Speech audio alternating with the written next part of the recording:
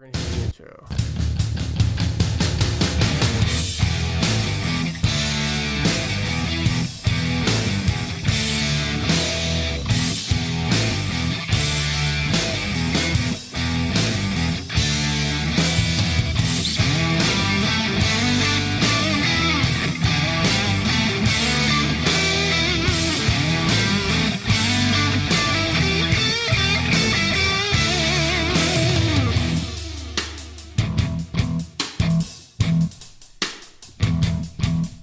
Hey everybody, welcome to the Heelcast Slammiversary preview show.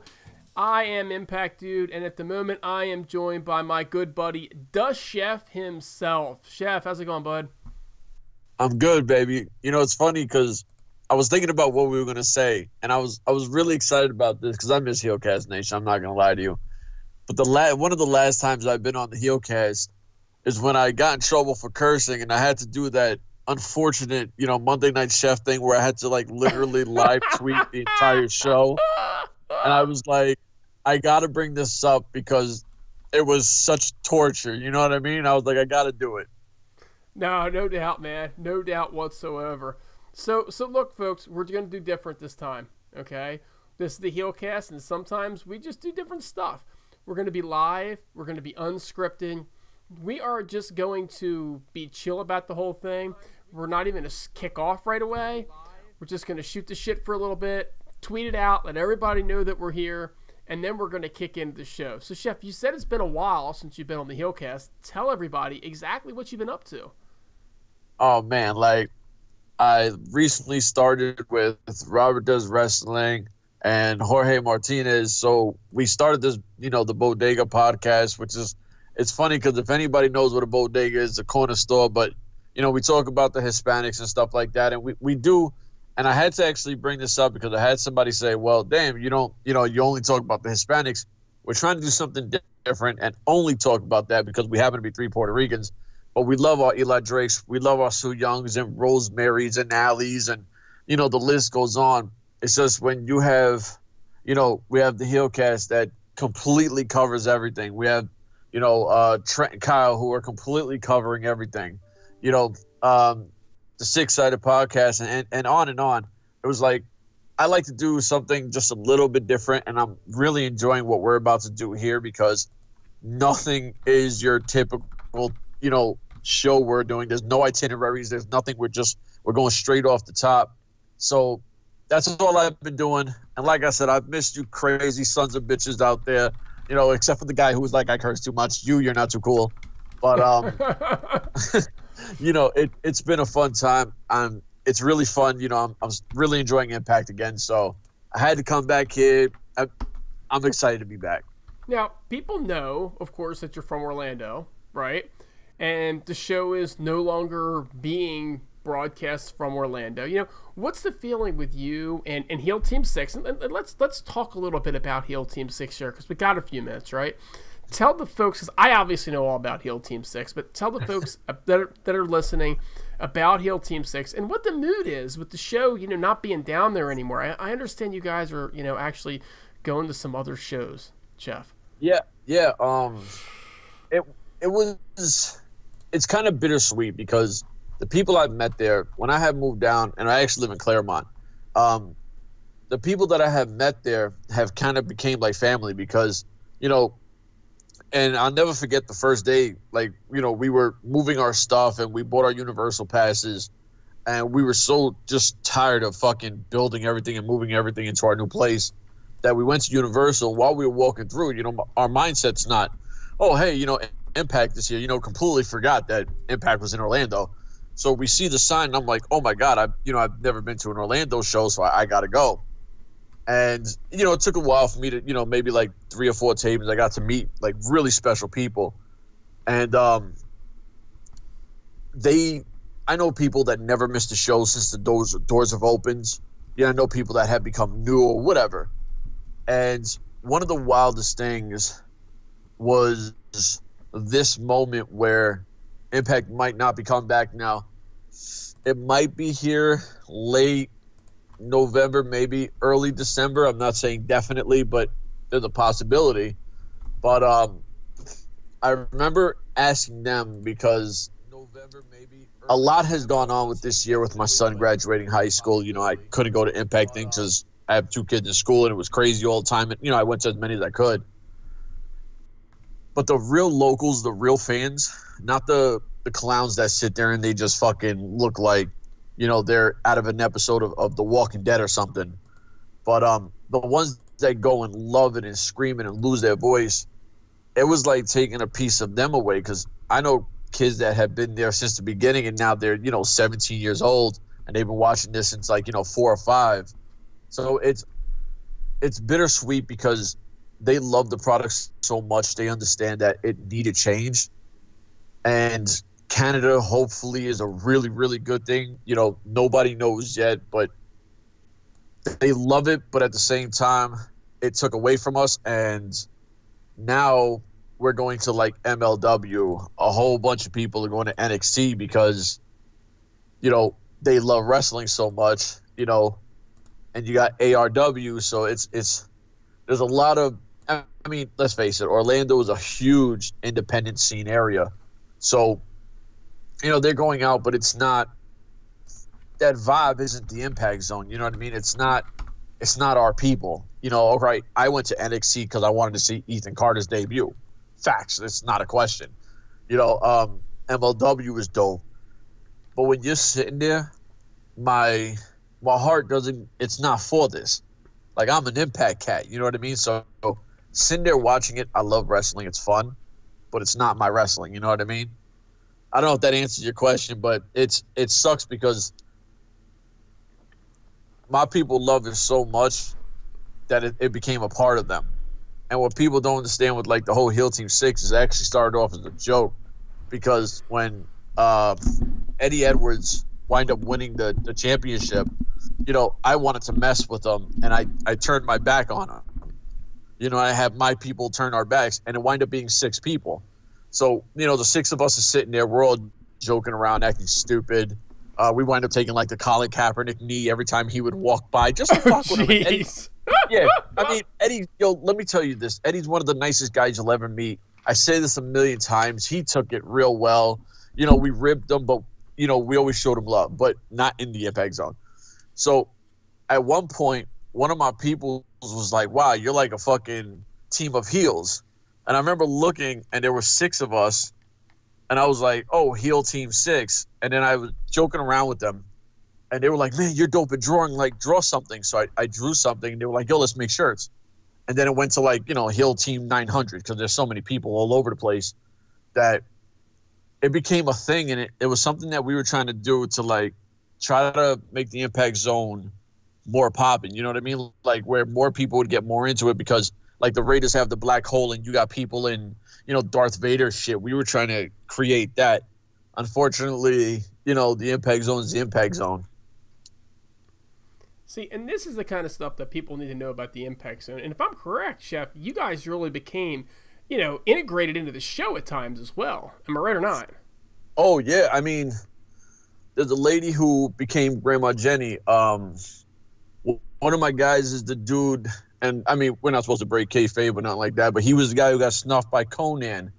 Slammiversary, not Slammiversary, shit, the one that Pentagon was in, what was the pay-per-view name? It was the last one in Orlando. If you pay attention to the flag where Scott Steiner had the Puerto Rican flag, I was telling my dudes, yo, don't put the flag when Steiner's over there because he's going to fucking rip it out your hands. So, you know, everyone's like, oh, fuck Steiner, he's old. And I'm like, yo, don't put that flag over there. yeah, you know what I mean? I'm like, yo, don't do that, man. Yeah, I'm like, y'all better relax because look at this dude. Like, he's still intense. So he comes walking up the ramp. I turn around to say something to my wife.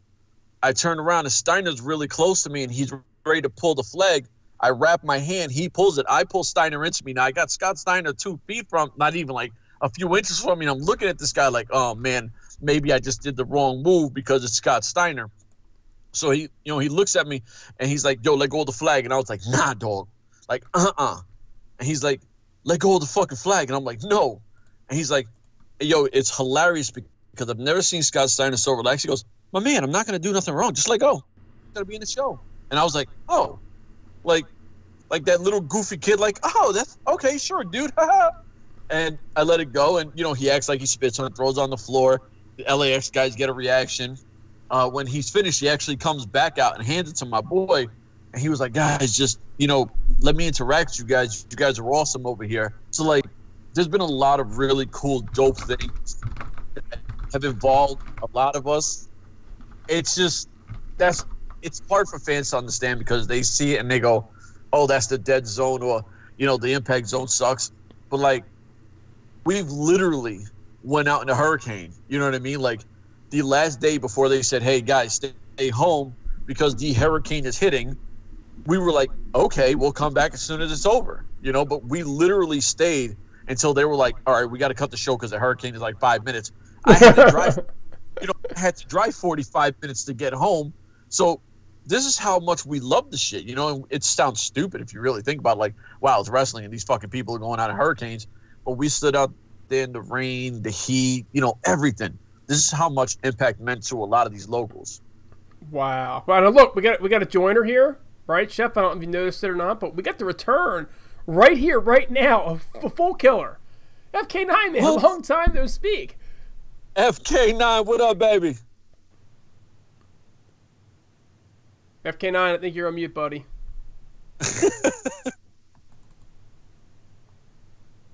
Maybe he's not here.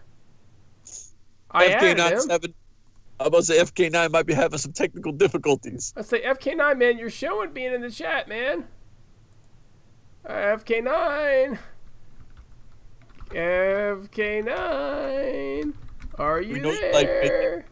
We know you like making grand entrances, brother. I know this is like, and I can like hear a little bit of like noise. We're trying to talk to you, man. I added you to the Skype chat. You're here. Are you on mute or something? This is great. We got him in the YouTube chat, right? And he's saying he's here, but we can't hear him like at all. Not on the call. All right, we're gonna dial you again, Full Killer. I think. I think. Go into your Skype, right, and make an attempt. It says you're not on the call. So if you go to Skype, FK9, you should see the conversation. You just hit the dial button, and you should be smack on in there. Oh man. Yeah, he ain't. We need the king of knockouts. We need the king of knockouts. I know, right? All right, let's do this, Chef. I'm gonna recreate this call. We're gonna add him again, so I gotta hang up on you to add him. Just take a second, all right? But I'll still be online for everybody that's listening. This is what it is like with the Heelcast. All right, so I have officially ended the call, but that's all right because I'm just gonna dial everybody right on back in. So let's go to the conversation here, and we're gonna hit plus. Everybody bear with me here for a moment. All right, and we're gonna hit the dial. It's all set up. It says we're connecting, and let's see who we've got. All right, who do we got? Chef, you're here. You got me, baby. FK9. Oh, look at this. So FK9 is now saying his computer's updating state. So here's the thing, FK9. Just hit me in the chat window or go on to Skype and let me know, and we'll add you again when your computer is done updating. This is the way it is. But look, Slammiversary, right? Got to talk about it at some point in time.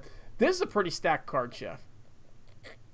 I mean, yes, this is a pretty nice card. Now, got a lot of matches. Of course, we got the championship match with Aries versus Moose. We got Su Yung and Madison Rayne. We have Matt Sidell versus Cage. We got the mask versus hair match. We're gonna get the return of Johnny Impact. Okay, we're gonna get to see Eddie Edwards versus Tommy Dreamer in a hardcore match. Of course, there's the 51-50 street fight, and of course Tessa Blanchard versus Allie. That's 8 matches, stacked pretty good. Which one is the Chef looking the most forward to? Oh man, no question. It's LAX versus the OGs. It's, to me, and it's funny, every time somebody brings it up or texts me or DMs me, or I got people in New York that they're not even really big wrestling fans. They'll once in a blue just send me something like, yo, I heard this is happening. I got around I think it was like 27 the last time I checked, from like my people specifically.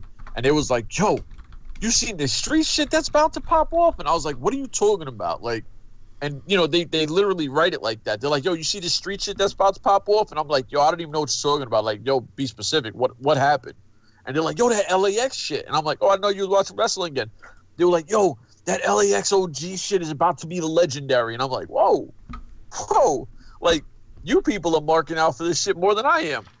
So, you know, talking with these people, they're really excited to see what happens out of this. I don't even know if I want a winner. I just want mayhem. You know what I mean? Like, I just want these guys to take it back to that concrete jungle, you know, eye for an eye. You know, I don't know, man. I want this to be, I want it to be longer than this. I want this to be a nice feud, kind of like how we seen with Sami and Eddie, where it lasted until, you know, Eddie was legitimately trying to murder Sami Callihan. Yeah, I mean, I'll be honest with you. I'm looking forward to both of those matches, right? I think the thing with me is that I feel like, and I know this isn't what you want to hear, Chef, I feel like LAX versus the old guard is going to wind up being a letdown. And I know, but here's why, right? Simply because I don't know what the long-term plans are for those guys and if they're going to stay. The only way that this works, and this is what I'm hoping for, is that Impact's looking around, they're saying, we just got a Mexican deal, right?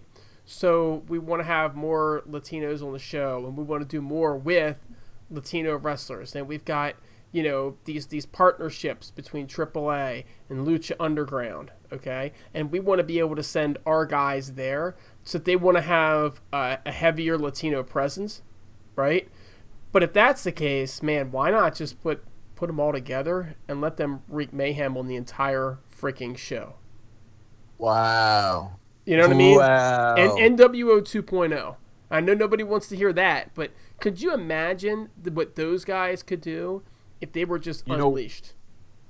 You know what? It's funny because, I mean, we all know that I'm not a big Bullet Club guy, right? Like, I'm one of the people who coined, you know, like the club with no bullets and the bullet scrubs and all that other bullshit. But they were kind of like the closest thing to it because of the well, not even longevity, but this you know, how they did their intros and, you know, the black and white kind of logos and stuff like that. But they were goofy, you know what I mean? Like, they weren't on that, like the NWO was just mopping people up. What you're saying can bring back that violent, you know, throw Rey Mysterio into a sound truck kind of thing. Mm-hmm. You know, like, and nobody's doing that. There's nothing in the industry right now that could even come close to that. First off, there's probably not a promotion besides Impact. Now, I love a lot of, you know, I love a European company and they're pretty hardcore, but not faction-wise like that. And LAX will bring to you everything that you've seen from Hall and Nash and, you know, Hogan and Macho Man and all those guys, and they'll bring that vibe of, we are the most dominant bad dudes in the industry. If you say what you say there and it happens, bro, you're fucking murdering it. See, that's why I'm afraid it would be a letdown for me. Because if that doesn't happen, I feel like I'm going to be let down. Because I don't really want to see them against each other. I want to see them banned. Now, I like introducing them at odds, let them feud for a while, and then join them. Do you know what I'm saying? Oh, absolutely.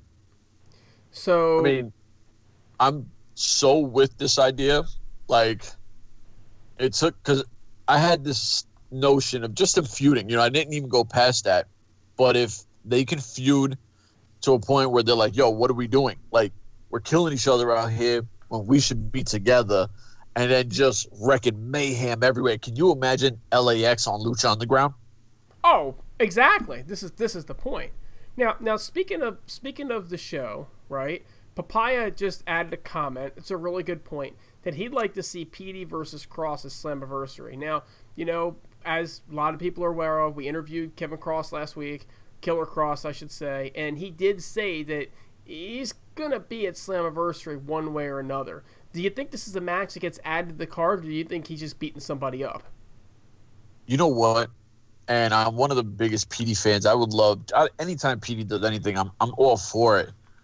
Watching Kross come in the way he came in, I was like, whoa, because I'm not a big fan of a lot of promotions and indie stuff. I don't know this guy until like, someone had pointed up, and then I listened to the interview, and I was like, oh man, this guy is pretty fucking badass. And then when he took the chair shot, I was like, whoa, like, Peter just slammed this guy in a fucking chair. I'm not a fan of Kross because he kind of came in and he was a cop, and I don't want to say, Chef had issues with cops. I'm not doing that. But Chef, anybody that's a fan of the heel cast is well aware of your issues with cops. I'm just saying, when he came in and portrayed a cop, and then he handcuffed my man Petey, I was like, I don't like this guy. Even though I like him, I can't say I like him. I would love to see Petey versus Kross, because Petey represents everything that this company has been, and Kross is kind of the new guy in. So it could be kind of like when James Storm fought I remember it was Pepper Parks, Braxton Sutter, where he kind of was like introducing him into the thing. I want to see something where you had that vet like Petey fight this guy, and Petey don't even got to win because, Kross just seems like this mean motherfucker. And I mean, he's probably a nice dude, but like, he just seems so, if you look at me wrong, I'm going to punch you in the face for living. And I dig this guy. He's badass. And let me tell you something. This guy is a star. First thing I said to Griggs when we got off the line with Killer Kross, this guy's going to be a big star. He gets it at every level, dude. It was just like Rosemary. You talk to Rosemary and you're like, oh, she gets it. She's a star. Yeah. Killer Kross, the exact same freaking way. So I'll be honest with you, Papaya. I'd love to see him versus Petey there. No doubt at all. I'd love to see that added as a match. But I think if we can get either one of those guys on the show, it's great. I'm obviously a big fan of Petey Williams. Always have been a big fan of Petey Williams. So going through this now, Chef, let's talk a couple predictions here, right?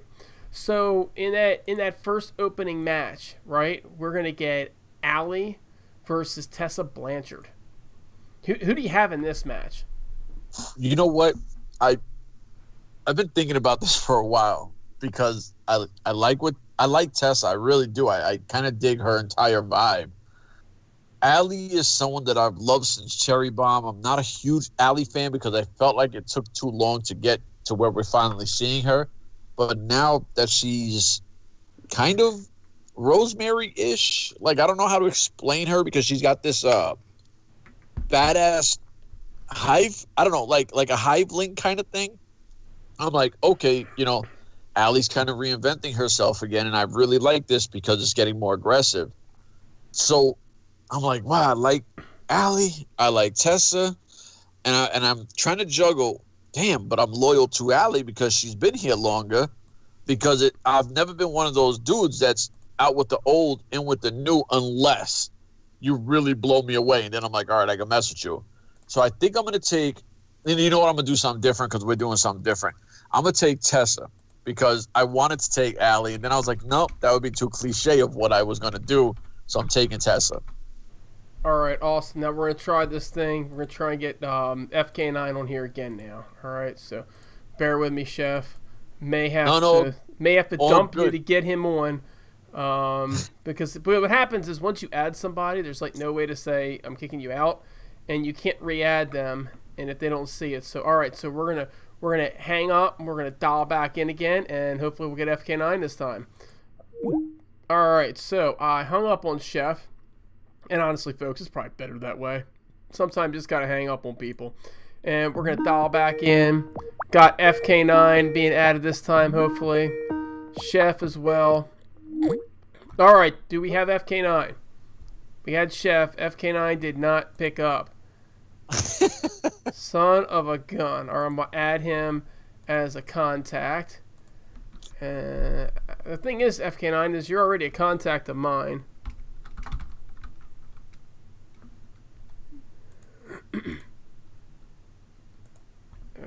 Yeah, if we talk knockouts, we can't talk knockouts out of FK9. Oh, we can't. We absolutely can't. That would be like sacrilegious or something like that. It would be terrible. It would be absolutely hideous. All right, FK9, I just messaged you on Skype. So here's my opinion on this particular match. I think that Tessa goes over here. I think she just signed a long-term deal, and I think that Tessa needs to win. I think Tessa did some jobbing to Madison. I think it's her time to, go ahead and get a win under her belt. And I like Allie. I've always been a big Allie fan. I think she's great. My issue with Allie is it's hard for me to envision Allie as a badass. And, Chef, a lot of people, and probably yourself included, are going to point to that long run up as her being the underdog, the little engine that could, right? I think I can. To me, though, it's just her baby face. She's got a baby face. She's too cute. She does. She's too cute. And there's gorgeous and there's cute. And Allie's a good-looking woman, but she's very cute, and she has that baby face. And so it's really hard to look at her and see her over as a Rosemary.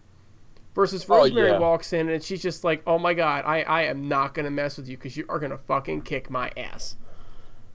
Oh, yeah. I mean, you're 100% right. When you see Rosemary, even when she has, when she sees her hivelings, her children of the hive, and she smiles, there's still a crookedness to her. You know what I mean? There's still this dark, I don't even know how to explain it, but even though it's kind of like a sinister smile, you know what I mean? Like where Allie, when she starts screaming and stuff like that, it feels very forced. Where Rosemary is just, I mean, let's face it, she's the queen of the hive. You know what I mean? Like she's so natural, she's supernatural. yeah, exactly. That you know what? That's the best way to put it. She's supernatural. So in this match, I'm definitely going to go with Tessa Blanchard. I also feel that Tessa is just a little bit stronger and a little bit more crisp even in the ring than Allie is. And I think Allie's a very good wrestler, but when you look at Tessa Blanchard, I think Tessa is just on another level right now, and I think that she is going to wind up giving Rosemary a run for her money as the face of the Knockouts division. And that's a great thing because you can't do it all by yourself. There's one thing that's been proven over time is that there's just too much exposure on TV. This isn't the 80s where Hulk Hogan showed up on TV, once a month. Ric Flair once a month. Those guys, they could do it because they weren't overexposed in all these markets. So I think you really do need that other person. And I think it's going to wind up being Tessa Blanchard. I know that they've really kind of pitched Taya Valkyrie in that role, but they've dropped the ball on her badly.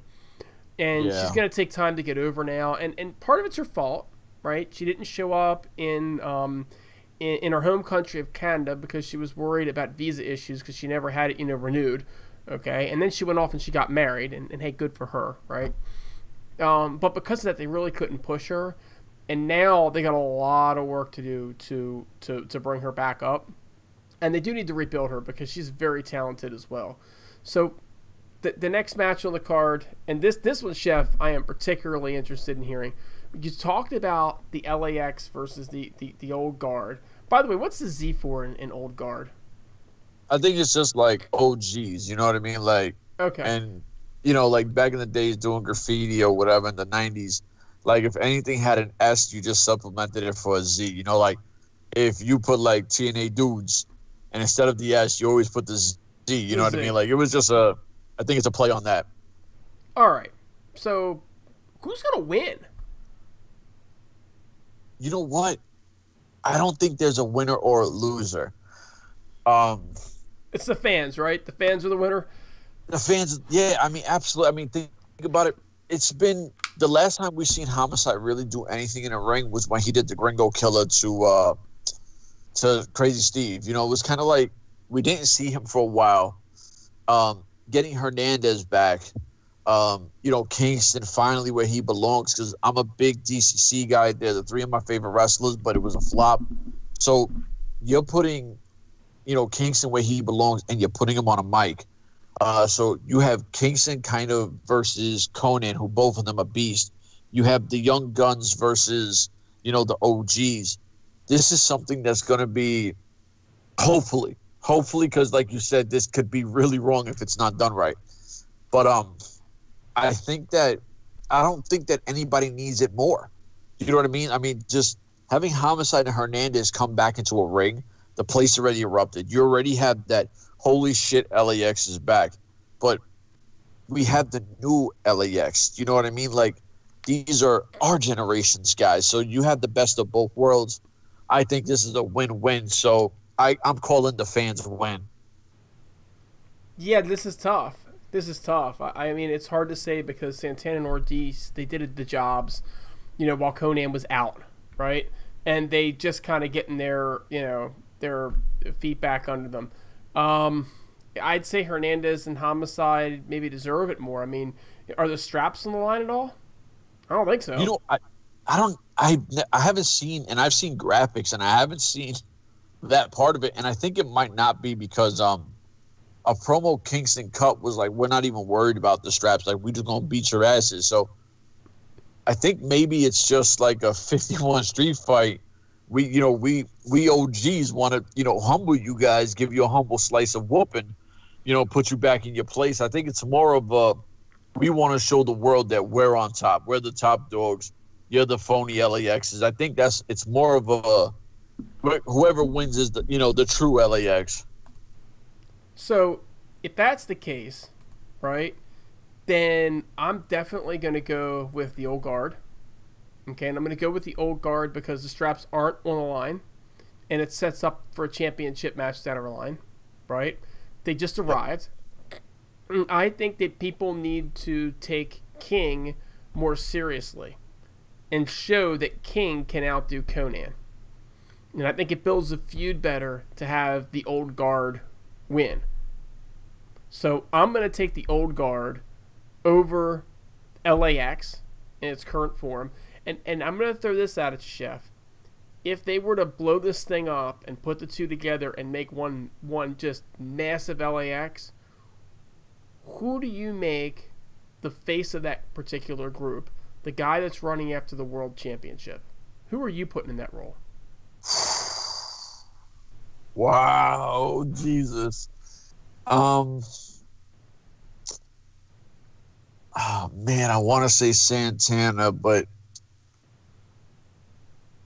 you know what? I'm going to go Santana. And I'm definitely going to do Santana because Santana, I know where his area is from. So I know he's badass. You know what I mean? So I'm going to go Santana strictly because one of my peoples is from his hood and it's really extra.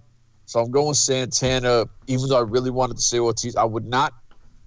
I think that Homicide and Hernandez, I think, would be cool tag team champions, or, you know, any of the guys could be an X Division champion, or, you know, if they throw a mid card out there, fine. I don't think there's a mid card belt right now, but I think Santana is a better talker. I think that Santana is, I don't know, there's something about Santana I just dig, so I would pick Santana over everybody else because Hernandez has been gone for a long time, and I think that there's no way we should take the old school dudes unless Kingston is full-time. I would love to see Kingston do it, but at the same time, Santana is the truth to me. Like, I think Santana is the biggest athletic monster of the group. Now, I'm a Kingston fan through and through. That's my dude.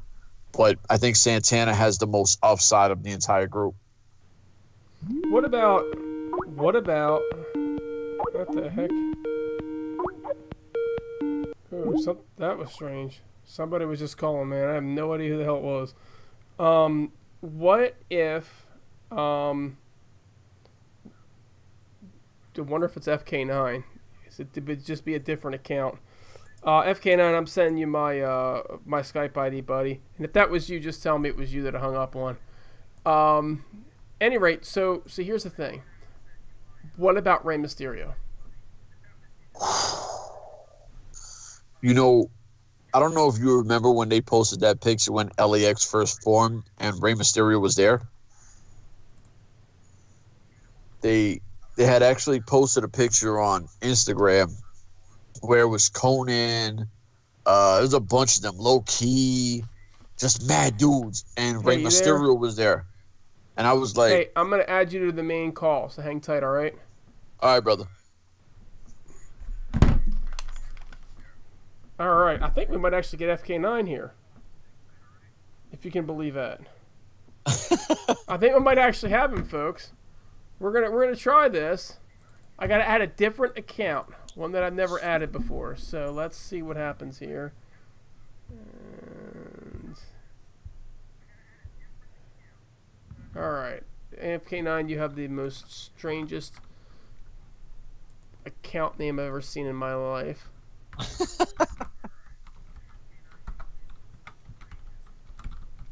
I'm adding you on the other line. You're not actually on the right line right now, FK9. There we go. Adding. Alright, so FK9, I am now adding you. I'm going to be charged for adding this? What? If you want, just back out and try to redo it then. Yeah, hang on a second here. I'm not feeling like that's the case here. Add people to the call.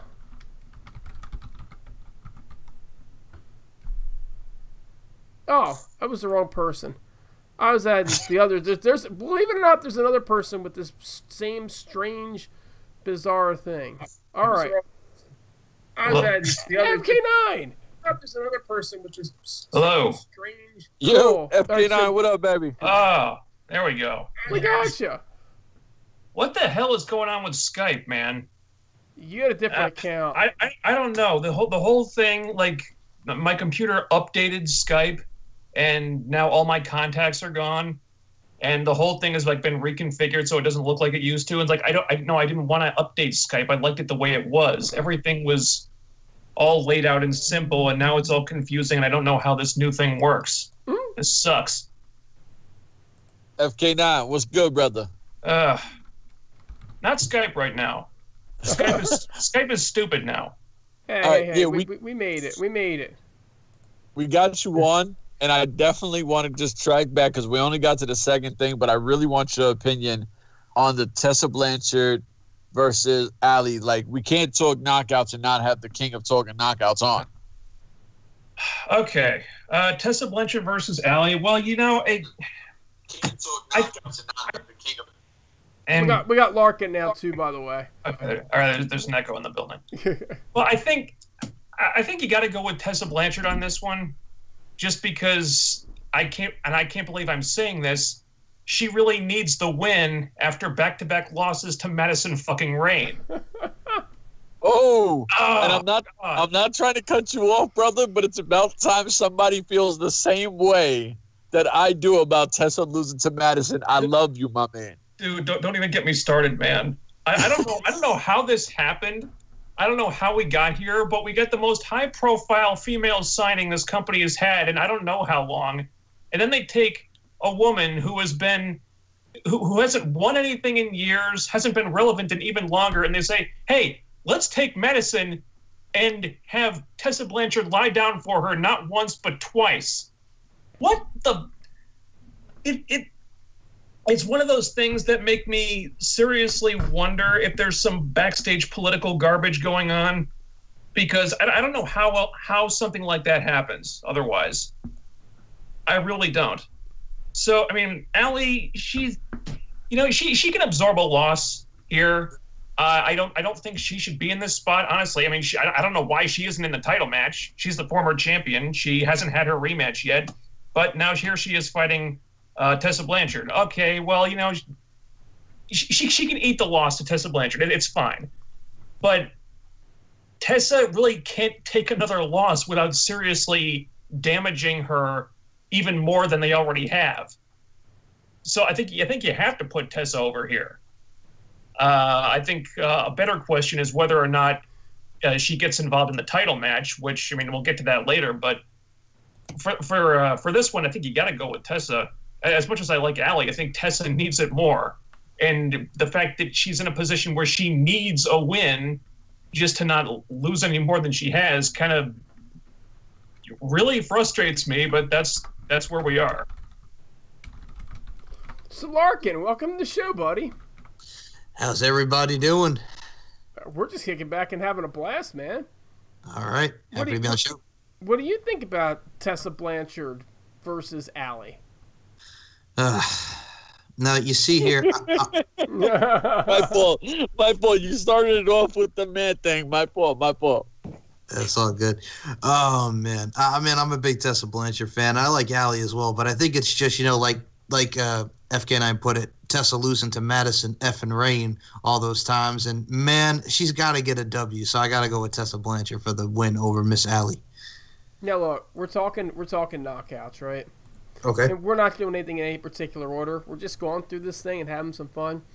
Let's finish it off. Let's talk about Su Yung versus Madison Rayne. And I know for a fact, FK9, everybody on this call, we all want you to go first. Because, A, we know it's going to be the most entertaining part. And we just haven't got to hear you in a while, man. So, Su Yung versus your favorite, okay, maybe not your favorite knockout of all time. Okay, that goes to her buddy Velvet Sky. But versus your favorite current knockout, Madison Rayne, man. Who's winning this match, and how does it go down? Well, I went on a pretty lengthy diatribe about this last time I was here. But it's hard to predict this one because I could swear that there's some kind of backstage political machinations going on to make this happen. Because I don't know how this thing even happens otherwise. But, okay, so you've got Madison Rayne. God, Jesus Christ, really? Madison Rayne? I don't know. Madison Rayne going for the title. The fact that Madison came back as quickly as she did and just got inserted into this spot that by all rights Allie should be in is really gives me cause for concern. The fact that she is going against Su Yung, who you just put over the two biggest knockout baby faces that you've built up in years. She takes out Rosemary. She beats Allie for the title. And now she's facing Madison Rayne? Madison Rayne. Yeah. The only thing that makes sense to me is that she's being set up to be destroyed by Su Yung, or they're going to have Tessa Blanchard interfere, cost Madison the title, and then transition into a feud where hopefully Tessa gets the win back on Madison. So by all manner of logic and reason, I can't see any way that Madison wins this match. But if we're under the assumption that someone's pulling the political strings backstage, and that's where I'm at right now, because I could swear Gail Kim has a hand in this somehow. I could honestly see them putting the title on Madison, which would destroy Su Young's momentum after they just put her over these two huge baby faces that they have, and to job her out to Madison Rayne, who I'm sorry means fucking nothing and hasn't meant anything for a long time. It would destroy Su Yung. But would they honestly do it? Considering the sudden rise of Madison after not being a thing at all for several years, I honestly think they could do it. I'm going to go with my heart instead of my brain and say that Su Yung goes over here after Tessa Blanchard interferes and screws over Madison. But honestly, man, I don't know. It's a crapshoot right now because we know Gail and Madison are pretty close, or are very close. They're BFFs. And as much as I hate to say it,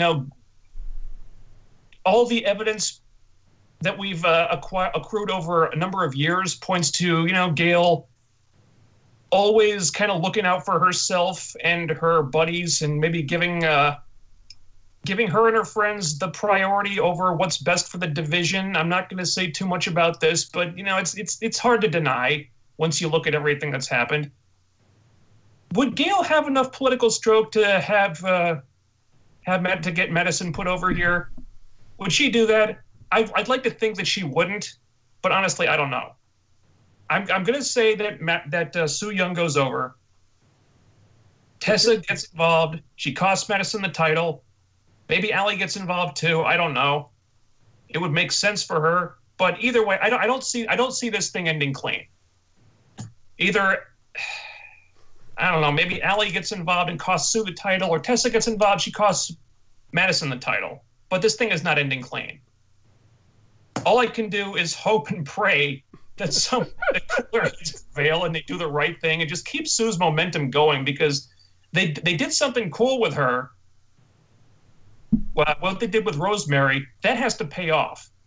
They can't have her do what she did to Rosemary and then just have her drop the title to Madison a matter of weeks later. They ruined that. They got to keep this going. I don't know how long Rosemary is going to be out for, but if there's any possible way they can keep the title on Sue until Rosemary comes back to get revenge, they got to do that.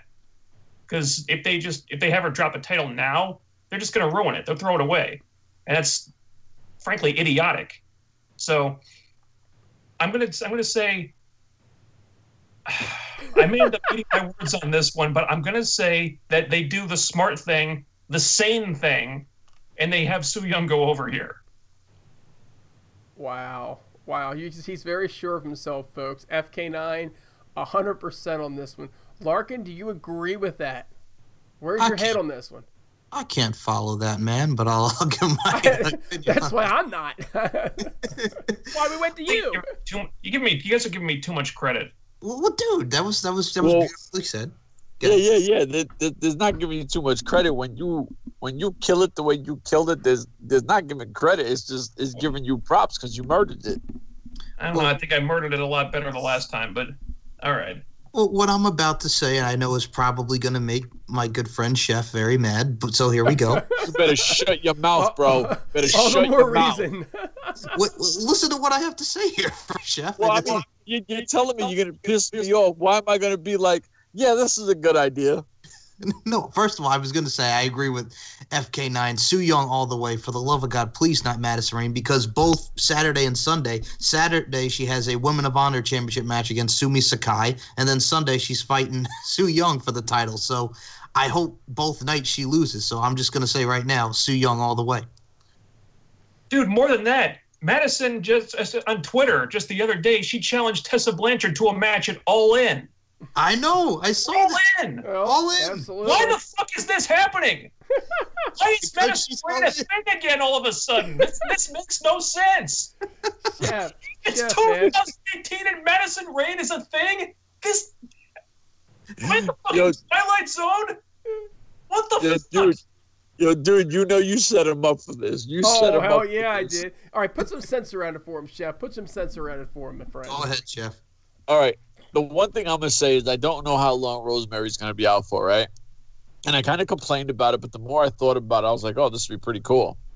If Rosemary's healthy enough to have a spot, I think that if you have the casket out, in the match, Rosemary fucking comes out of the casket, interferes. I still want Su Yung to win. Don't get it twisted. But if Rosemary, if Su Yung pins her and then Rosemary comes out the casket and fucking, hits her with the red wedding and fucking lights go dark and red shit all over the place and it looks fucking epic as hell. Now, I'm a Su Yung guy, but I think that would be one of the coolest fucking things ever if, it kind of shows, Rosemary's still the Don Dada, and with all that glitz and glam and really cool looking shit, and she stands over her fucking body and, puts the belt back on top of, Su Young's carcass. Like, bitch, I'm back. I think that'd be super fire. I'm not going to fucking waste any time talking about Madison Rayne.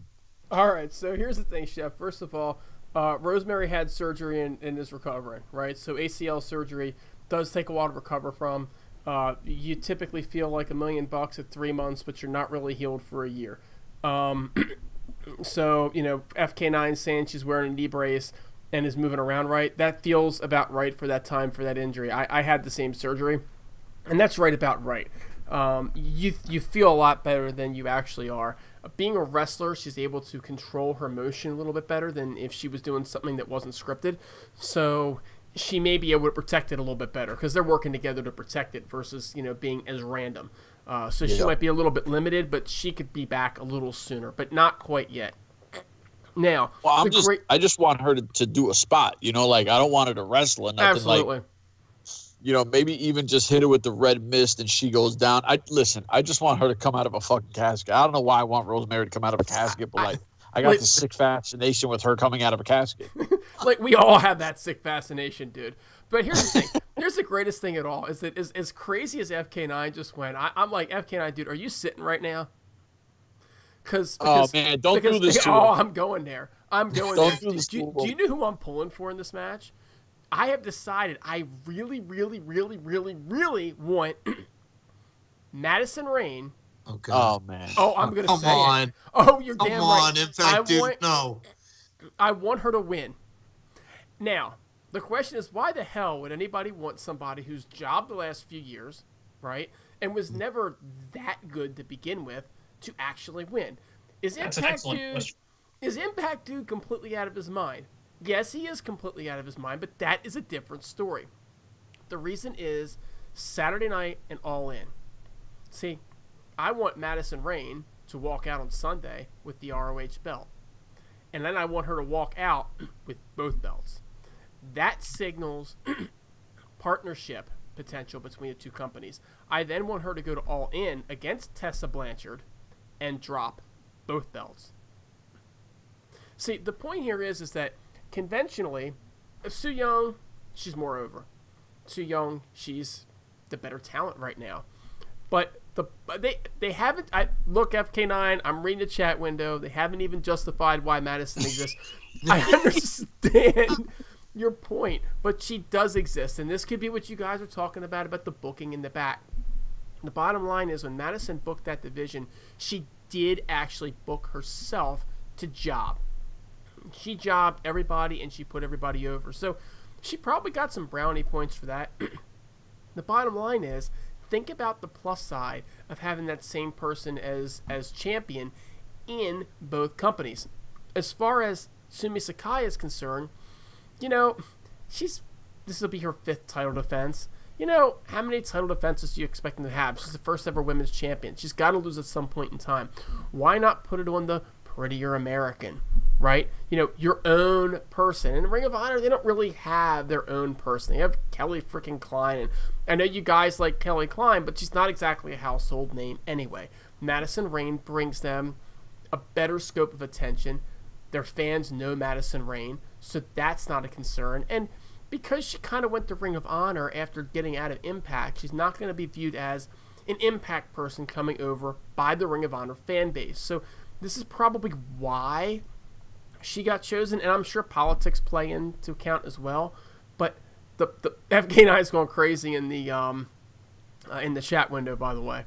He's not very happy about this. But if by chance she wins both nights, the future of the company going into All In and getting one of their titles defended on All In between two of their people, this becomes very intriguing. This is the kind of thing that Don Callis keeps talking about. By the end of 2018, Impact Wrestling is going to be the promotion people are talking about. This is one way to make it happen. So you got to forget that it's Madison fucking Rayne. You got to forget that it's Su fucking Yung. You have to look at the bigger picture, and the bigger picture says that this thing could blow up if she wins.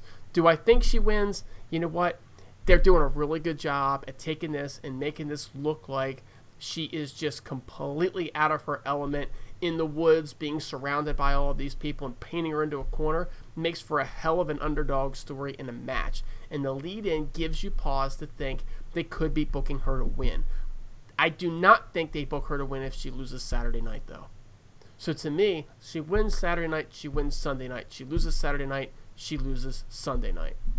And Robert, we're going to be live streaming until you get here, buddy. Just cop one in, and if you got to leave, you leave, my friend. You know, I'm not against an underdog story. I just hate the way it's being told, because it just feels like they're hot-shotting this thing so fast. It's not believable at all. Well, they are hot-shotting from out of nowhere, and then suddenly she's beating Tessa Blanchard, she's beating Taya Valkyrie, she's beating Tessa Blanchard again, and now she's getting a title shot. It's just too much too fast. Dude, you haven't even explained why she's back, why she's a thing again, why she's on my TV. It's too much. Dude, you're asking a lot there. I mean, you're asking a lot. You know what? And I'm going to put this to the fan base. Now, my buddy, dude, like, we fuck with each other. This is my man. I follow him on Facebook. This is my homie, right? Now, I know that recently he had posted a picture that he went skiing, right? I don't know if he was skiing and he hit his head somewhere because skiing can be very dangerous. All right, I'm just saying that this is facts. I seen the skiing pictures. I slapped the thumbs up or the heart on it. I was like, my man is doing his thing with his family. I don't know if he took a major injury because I can't believe the shit I'm hearing. I kind of agree with this is a good thing to have ROH and Impact as a partnership. Absolutely. Just nobody cares about Madison Rayne. So he's definitely taken a spill. If we need, we could start a GoFundMe to get this guy some, therapy or something because I feel like there's several of those already, Chef. There's several GoFundMes for my therapy already. And my wife is gladly taking donations from anybody listening to the show. It's definitely coming from a different angle, and it's definitely not going to be a very, positive angle. And we'd all rather see maybe somebody else in that particular position. But, you can't deny the intrigue of getting people talking about having that person have both those straps either. No. In that aspect, I see what you're coming from, and it's Madison Rayne that's killing it, right? If it's somebody else, absolutely, yeah, absolutely. I understand that. If it's anybody but her, it's like, oh yeah, I could fucking see that. Like, listen, if it was fucking Taya Valkyrie. Taya Valkyrie, you know what? Here's the Homer thing. I'm gonna do the Mark thing and say, if it was Rebel, I'd be 100% sure with it. You know what I mean? Like, I gotta do it. I gotta be the asshole and do it. But if it was anybody but her that was here longer, but like we said before, Taya kind of shot herself in the foot with missing dates. The second one we understand, the first one was kind of rough, but if it was anybody but Madison, we'd be like, okay, I could see that. But like FK9 said, she kind of, got thrown down our face real quick. Like, okay, bitches, I'm back, and now I have a title shot. So here's the thing, Chef, and I got to cut to a different topic for just 1 second. A lot of people don't know we got a Facebook thread go back and forth all day. Right now, there's a whole bunch of us that are on this call right now, so it's kind of being left unmoderated, and Jorge and Raven Effect are going at it right now. Okay, with Jorge, oh yeah, no. How the fuck does Moose suck? Dude literally has improved to have a good match with anyone. Only guy signed for the hell of a long run. About the only truly loyal Impact guy in 5 years or more. Plus has the look to go with it. Followed by Grado can wrestle better than Moose. Followed by... Wait. Hold on. All right. What I'm going to say, and I'm going to give Jorge credit for it. Yes, Jorge went to Slammiversary and booed El Patron. He booed fucking Moose. If he don't like you, he'll boo. That's the one thing I dig about him. Like, he's not one of those people that will try to talk shit about you and then get a picture just to post on Instagram or something like that. He is a USDA certified Moose hater. Now, this is my dude, but he's a straight Moose hater. I like Moose. He hates on my man Grado, which I don't understand because I'm a big Grado guy. You know what? As a matter of fact, anyone that talks shit about Grady, you can kiss my ass because that's my dude. But I love this competitive, fuck this guy, fuck that guy. Moose, I think a lot of people have an issue for because people feel he's not ready. They feel, he might not be a great talker or he still feels green. I'm going to tell you, Moose has made leaps and bounds. I've always been a fan of Moose. I like Moose. But people feel, is he ready for the spotlight yet? My thing to that is nobody knows till it happens. We don't even know if Aries is going to lose. But if Moose wins, now we get to see if Moose can talk, if Moose can have a dope reign. You know what I mean? It all comes down to what if. So, listen, and I'm the biggest fucking Impact judge there is. If they do something sideways, I'm like, man, fuck these motherfuckers. No, you're not, Anthem man. Sucks. Dude, I've never heard you say Anthem sucks. You've never said that. Never said that. Never happened. Never happened. It's not a show if I don't say Anthem sucks, So, no, it's not a show if you don't say fuck that out. whoa, take it easy. Me and that other guy, we don't like each other. So I just think that just let it be. You know what I mean? Like, let's see what happens. Now, I want the vanilla midget to lose, but we'll talk about that later. That's right. But you know what I mean? Like, I just think that people are so quick to say, is Moose ready? Is Moose this? Is Moose that? Yo, let's wait and see. You know what I mean? Like, I thought that fucking Magnus was ready, and his run was terrible. You know, it's what happens. You know what I mean? But listen, fellas, we got to calm these two maniacs down. Dude, did you see the rest of it? Because after Jorge said that Grado could wrestle better than Moose, Raven in fact replies with, "How often were you dropped on your head as an infant?" And then, and Jorge's response, and this is the last message in the thread, folks, is, by my parents' account, at least 36 times on my head. That's why I'm nicknamed Hardhead. Gotta love the Heelcast chat. This is the Heelcast chat. By the way, FKN, we got to get you on this Heelcast Facebook chat, man. You need to like send me your Facebook information. We get you added in, man. It's a all day, every day blast, particularly when Hurls and Chef are in the same place at the same time. mute the conversation. It will kill your battery on your phone, on your watch, and any other devices that you may own. Larkin, is there truth to this, or is there truth to this? There is 100% truth to this. Now, look, guys. Listen. I'm already in the YouTube chat. I can't handle another one. Go ahead, Chef. So No, it's all good. We get to the next thing. All I'm gonna say is, listen, if somebody feels a certain way, and they just fucking just, like I was saying the other day, something had popped up, and if it the way I explained it is, since I don't like LeBron James, right, and I can use the word loser because he's lost more than he's won. My thing is, if he winds up going to my favorite team and winning, and I'm like, man, this guy's the GOAT. How does that make me look? You know what I mean? It makes me look like a fake motherfucker. So if you say something crazy and you shit on somebody, I got to say something to you. I love Hurls to death, but we have this marriage, you know what I mean? And I'm not going to say who's the wife, who's the dude. It's irrelevant. But as soon as he says something, I feel the need to say something, and he feels the need to respond. And I'm just that person that I'm like, man, fuck you. I'm going to say whatever I want to you because I can. We're just two ignorant dummies, and somebody should go, yeah. You know what I mean? Like, it's crazy. And at the same time, you guys are like best of buds. It's unbelievable fun shit to listen to you two go at it. Absolutely. Now look, guys. Speaking of going at it, right? This one, Eddie Edwards versus Tommy Dreamer. Let's go to you, Larkin, on this, buddy. What are you thinking, Eddie Edwards and Tommy Dreamer? Okay. Tommy Dreamer coming off with that fire with that original ECW type, promo. You guess what, motherfucker? You're my obsession now. So I dug that. Eddie Edwards as the psycho, how he's become so obsessed with Sami Callihan that it just drove his wife off, and just I understand it and I dig it, but I gotta say with this one, Tommy Dreamer is one for as far as House of Hardcore and just making the young guys look great. I think he'll do fine with that with Eddie Edwards. But bottom line here, with the way that Eddie Edwards is and the dichotomy he had with Moose at the House of Hardcore show, it's saying just leave me the fuck alone. We could possibly see an Eddie Edwards go against Moose down the line. So in this particular matter, I got to go with Eddie Edwards getting the win in the House of Hardcore match over Tommy Dreamer. Excellent. And let's go with Robert next. Robert Does Wrestling.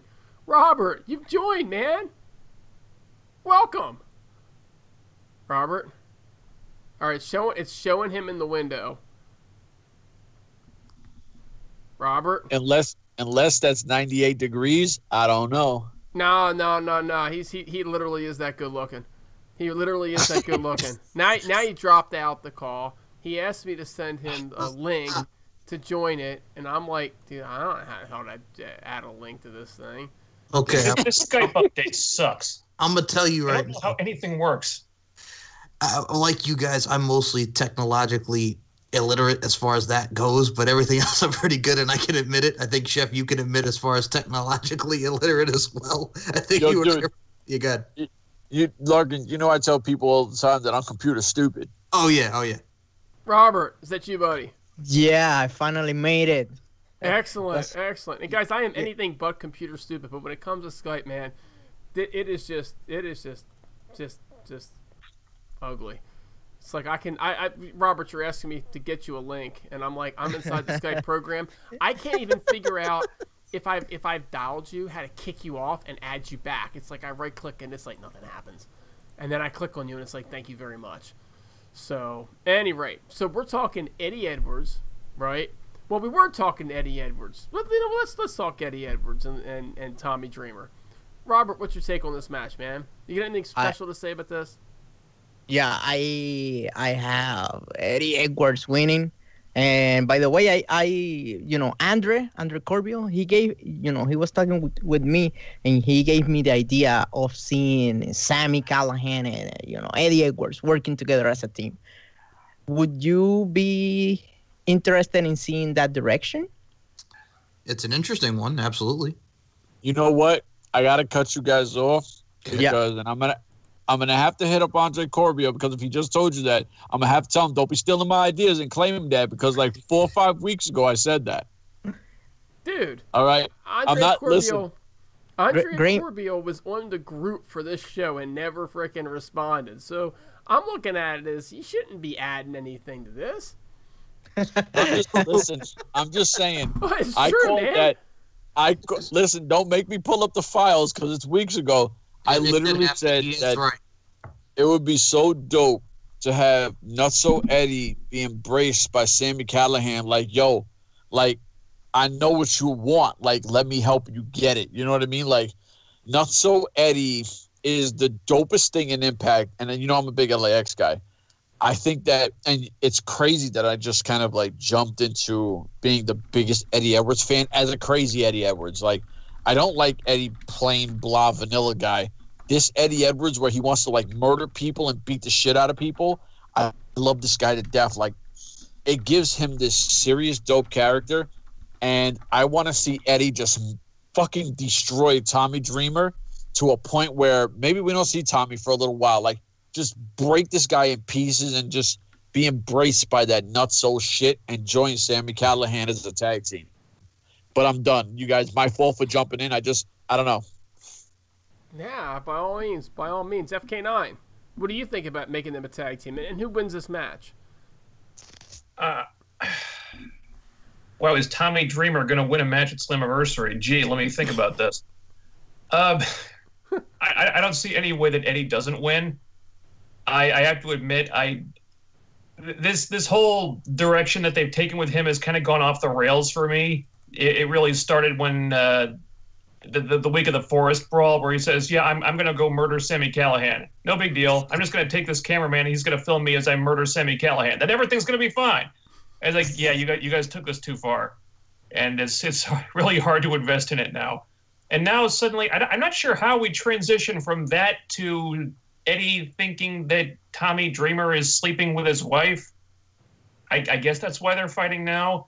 I've been a little unclear on this whole thing, but Tommy Dreamer cut a really good promo on Eddie there, but we all kind of know what role Tommy is playing in this feud. It's the role that he usually plays. God bless him, but he's there to put Eddie over, make Eddie look like a lunatic, or to put over whatever this lunatic and insane crazy gimmick that Eddie is doing now is. He's there to put it over, and I'm sure he'll do that. I'm still not sure why we're doing that. Alright, hang on a second, guys. Everybody there? I'm still not sure why we're doing this.